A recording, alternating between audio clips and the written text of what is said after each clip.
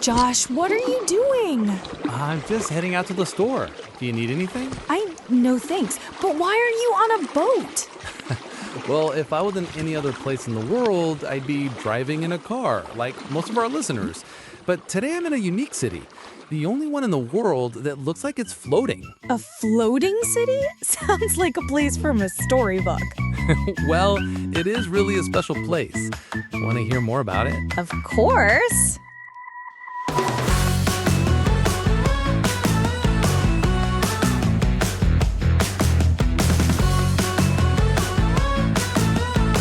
Hey, Smartypants! Welcome back to the show where we answer big questions in little yummy bites, like chocolate chip cookies packed with brain vitamins.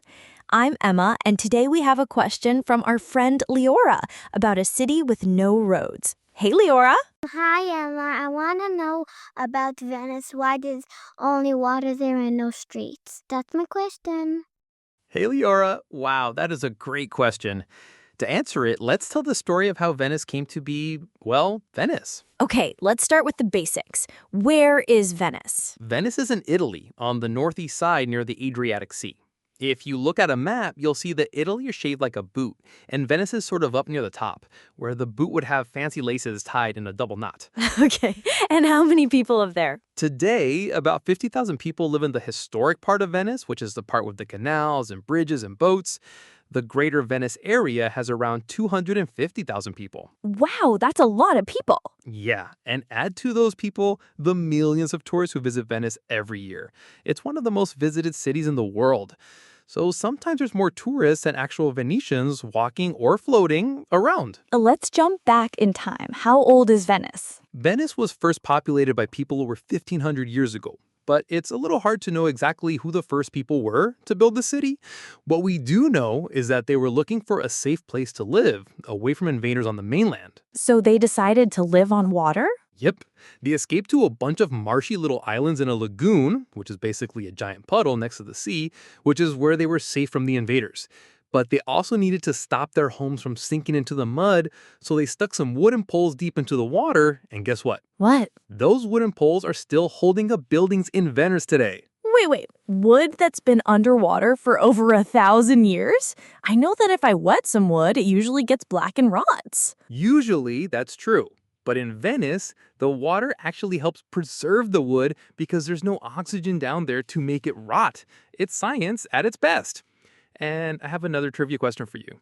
How many islands do you think Venice is made up of? Oh, wow, I'm not sure. Maybe 10? 20? Listeners, what do you think? Believe it or not, Venice is actually 118 little islands. If you look at the map, the city looks like a bunch of puzzle pieces. So how do people get around these islands?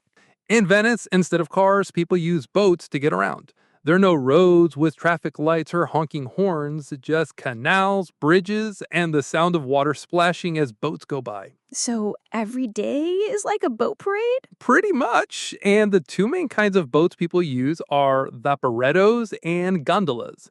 Vaporettos are like water buses. They're big, they make stops, and they're used by locals and tourists to get around the city. With boat stops instead of bus stops? Exactly. And then there are gondolas, the fancy, skinny boats you've probably seen in pictures. And they're rowed by gondoliers. The guys in striped shirts and funny hats? Yep. And steering a gondola is not easy. It takes years of training to become a gondolier. You have to learn how to row while standing, all while singing romantic songs. Wow, so they're like boat captains, tour guides, and performers all together. Yep. But here's something you can do in Venice, even though you might be on a boat surrounded by water. Don't jump into the canals. No cannonballs? Nope. It's actually illegal to swim in the canals. It's not safe, and you can get a pretty big fine. The water isn't always clean, and boats are zipping around, so it's a no-go zone for belly flops. Best to stay on the walkways and enjoy getting a bit lost, which is actually part of the fun. You'll turn a corner and bam, there's a beautiful old building or a surprise pizza shop. Or a gondolier singing O Sole Mio while walking by a cat sitting on a windowsill. That is indeed the perfect Venice picture. Okay, Josh, so other than gondolas and islands, what else makes Venice unique? Venice is home to one of the most famous festivals in the world, Carnevale de Venezia. It's all about dressing up, dancing, and showing off the most amazing masks you've ever seen. Like superhero masks? Not exactly. These are fancy old-fashioned masks with feathers, glitter, long noses, or gold decorations. Some are mysterious. Some are spooky. People parade through the streets wearing costumes that look like they popped out of a fairy tale from the 1700s. That sounds like a great home assignment for our listeners. If you have old masks lying around, you could redecorate them with feathers, glitter, colored paper, and anything else you can think of. And if you don't have any masks, just grab a piece of cardboard, cut out a mask shape and areas for your eyes, and get decorating. Ask your parents to find inspiration from Venice festivals online and throw your own 1700s mask party. Great idea. And don't forget to send us an invitation. Okay, this all sounds amazing, but I heard that there is a big problem in Venice. Is this city really sinking? Yeah, that's not the so fun part. Venice is slowly sinking, and the sea level around it is rising because of something called climate change. Over the past 100 years, Venice has dropped by about 9 inches, and flooding has become a bigger and bigger problem. So what are they doing about it? Well, the people of Venice got super clever and built a giant system made of 78 huge barriers that can rise up from the seafloor like a giant robot wall to block extra high tides from flooding the city. The barriers were tested during big floods, and they helped stop the water from spilling into the city. That's really smart. So it's not just a city of history, bridges, and masks. It's also using science and technology to protect itself. Yep. Venice is a great example of how we need to protect nature and our cities. There's so much history and culture here. I would hate to come back one day and talk about Venice's main population being fish and corals. All right, Smarty Pants, time to wrap up our second episode. We hope you had fun exploring Venice with us today. Remember, every big idea starts with a big question, like Leora's awesome question about the city with no roads. So if you have a question that's been bouncing around your head, we want to hear it. Ask a grown-up to help you send it in to us, and your question might be featured on a future episode of Hey Smarty Pants. Until next time, keep wondering, keep asking, and always stay curious. Ciao, Smarty Pants. That means bye in Italian.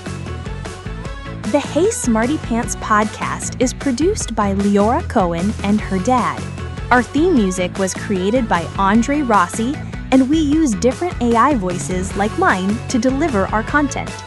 We invite you to send us questions you want the answer to, and we'll be sure to give you a shout out when we do. See you next time.